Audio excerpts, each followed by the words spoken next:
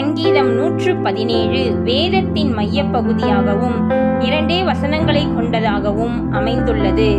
முதல் வசனம்: ஜாதிகளே எல்லாரும் கர்த்தரை துதியுங்கள், ஜனங்களே எல்லாரும் அவரை போற்றுங்கள். இங்கு ஜாதிகளே என்பது உலகத்தில் உள்ள ஒட்டுமொத்த தேசங்களையும் தேசத்தில் உள்ள ஜனங்களையும் கர்த்தரை துதித்து போற்ற வேண்டும் என்று குறிக்கிறது. ஏன் கர்த்தரை போற்ற வேண்டும், ஏன் துதிக்க வேண்டும் என்றால், 2ஆம் வசனத்தில் அவர் நம்மேல் வைத்த கிருபை பெரியது, கர்த்தரின் உண்மை என்றென்றைக்கும் உள்ளது, அல்லேலூயா.